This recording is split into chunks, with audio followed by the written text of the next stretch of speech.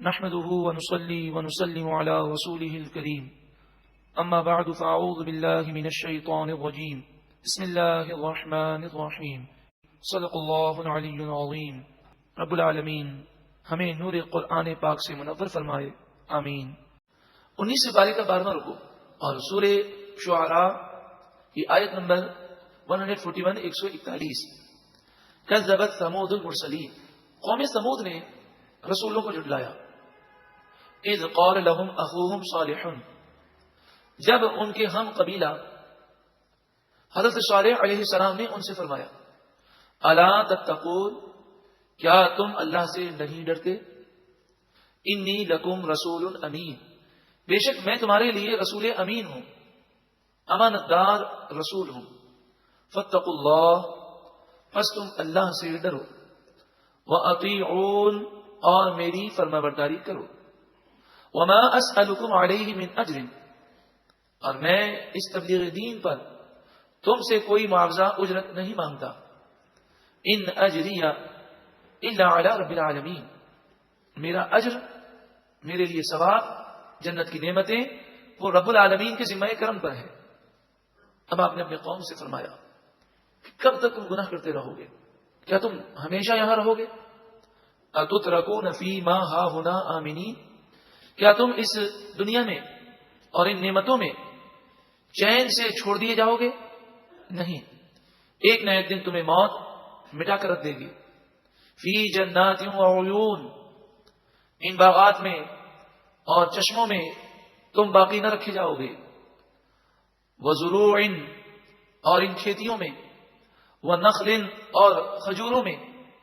طلعها حدیم، جن کے شگوفے نرم و نازک ہیں. یعنی نعمتوں کو تم دائمی نہ سمجھو، ایک نہ ایک دن سب کچھ چھوڑ کر تمہیں مرنا ہے. وَتَنْحِتُونَ مِنَ الْجِبَالِ بُيُوتًا فَارِهِينَ، تم بڑی مہارت سے پہاڑوں میں سے گھر تراشتے ہو. حضرت صالح علیہ السلام کی قوم ثمود پہاڑوں میں گھر بنانے میں بڑی ماہر تھی. فَاتَّقُوا اللَّهَ وَأَطِيعُونَ، بس تم اللہ سے ڈرو اور میری فرما برداری کرو. وَلَا تُطِيعُوا أَمْرَ الْمُسْرِفِينَ، اور حد سے بڑھنے والوں کے حکم کی پیروی نہ کرو. یعنی ظالموں، کافروں، سرداروں جو دین سے دور ہیں، ان کی باتیں نہ مانو. الذین یفسدون فی الارض، یہ وہ لوگ ہیں جو زمین میں فساد کرتے ہیں. ولا یصلحون، اور اصلاح نہیں کرتے، اپنی اور دوسروں کی اصلاح نہیں کرتے، زمین میں فساد کو دور کرنے کی کوشش نہیں کرتے.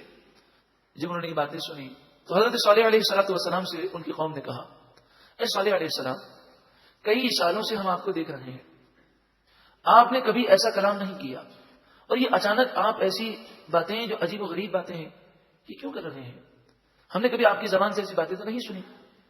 آپ نے انہیں سمجھایا کہ مجھ پر اب وحی کا نزول ہوتا ہے، مجھے حکم ہے کہ میں اس وحی کو تمہارے پاس پہنچاؤں. قالوا، وہ بولے انما انت من المسحرین، آپ پر تو جادو ہو گیا ہے. انہوں نے وحی کو جادو سمجھا اور کہا کہ ہمیں یہ خیال گزرتا ہے کہ کسی نے آپ پر جادو کر دیا ہے، آپ ایسی ایسی باتیں ہمیں کر رہے ہیں. ما انت الا بشر مثلنا، آپ تو ہمارے جیسے بشر ہیں. نبی کے مقام و مرتبے کو انہوں نے نہ سمجھا. فاتی بآیۃ ان کنت من الصادقین، اگر آپ سچے ہیں تو کوئی نشانی لے کر آئیں. آپ نے فرمایا تمہیں کون سی نشانی دیکھنی ہے؟ کہنے لگے یہ سامنے پہاڑ ہے، یہ پھٹ جائے اور اس سے اونٹنی پیدا ہو، اور اونٹنی حاملہ ہو، پیدا ہوتے ہی وہ بچے کو جنم دے، ہم یہ نشانی دیکھنا چاہتے ہیں. آپ نے دعا کی، یہ نشانی ان کے سامنے ظاہر ہو گئی.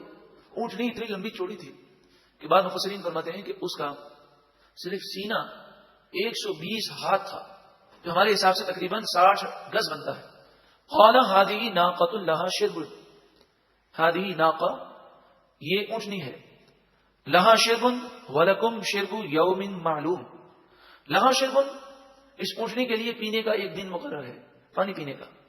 ولکم شرب یوم معلوم، اور ایک مقررہ دن میں پینے کی باری تمہارے لیے ہے. وہ پہاڑی علاقہ تھا، چاروں طرف سے پانی کے چشمے گرتے تھے. انہوں نے ان پانی کے چشموں سے نہریں بنائی تھی اور یہ سارا پانی ایک تالاب میں جمع ہوتا. ساری رات اور سارا دن یہ پانی جمع ہوتا اور پھر صبح کے وقت اس پانی کو یہ استعمال کرتے. تو فرمایا یہ پورے تالاب میں جو پانی جمع ہوتا ہے ایک دن تم استعمال کرو گے اور ایک دن یہ اونٹنی پیے گی. جس دن اونٹنی پیے گی سارا تالاب کا پانی پی جائیں گے, تمہیں اس دن تالاب کا پانی نہیں پینا. اور جس دن اونٹنی کی باری ہوگی پانی پینے کی, اس دن وہ اتنا دودھ دے گی کہ جو دودھ پورے قبیلے کے لیے, پوری قوم کے لیے کافی ہوگا. جب یہ اونٹنی پانی پیتی تو درندے اور پرندے بھی اس تالاب سے پانی نہ پیتے. اب حضرت صالح علیہ السلام نے دیکھا کہ یہ اب آپس میں غلط منصوبے بنا رہے ہیں اور آپس میں کہہ رہے ہیں کہ ٹھیک ہے, ہم نے نشانی مانگی تھی, یہ اونٹنی ہمارے سامنے آ بھی گئی, مگر ہمارے لیے تو مصیبت بن گئی ہے. ایک دن ہم جو ہے پانی نہیں پی سکتے, یہ اتنا سارا پانی پی جاتی ہے, تو ہمیں اب اسے قتل کر دینا چاہیے, ذبح کر دینا چاہیے. تو حضرت صالح علیہ السلام نے فرمایا وَلَا تَمَسُّوهَا بِسُوءٍ, تم برائی کے ارادے سے اسے ہاتھ نہ لگانا, اسے ذبح کرنے کی کوشش نہ کرنا. فَيَأْخُذَكُمْ عَذَابُ يَوْمٍ عَظِيمٍ, ورنہ تمہیں بڑے دن کا عذاب پکڑ لے گا. لیکن ان لوگوں نے یہ باتیں نہ مانی. فَعَقَرُوهَا, بس انہوں نے اس اونٹنی کی کونچیں کاٹ ڈالی. چونکہ یہ اونٹنی بہت اونچی تھی تو گردن تک تو یہ پہنچ نہیں سکتے تھے, تو پہلے اس کی انہوں نے ٹانگیں کاٹی, پھر یہ جب اونٹنی زمین پر گری تو اسے ذبح کر دیا. فَأَصْبَحُوا نَادِمِينَ, بس وہ شرمندہ ہو گئے. جب انہوں نے عذاب دیکھا تو انہیں اپنی غلطی کا احساس ہوا. فَأَخَذَهُمُ الْعَذَابُ, فَأَخَذَ, بس پکڑ لیا, هُمُ الْعَذَابُ, انہیں عذاب نے پکڑ لیا. زوردار آواز آئی اور زلزلہ آیا اور یہ ہلاک ہو گئے.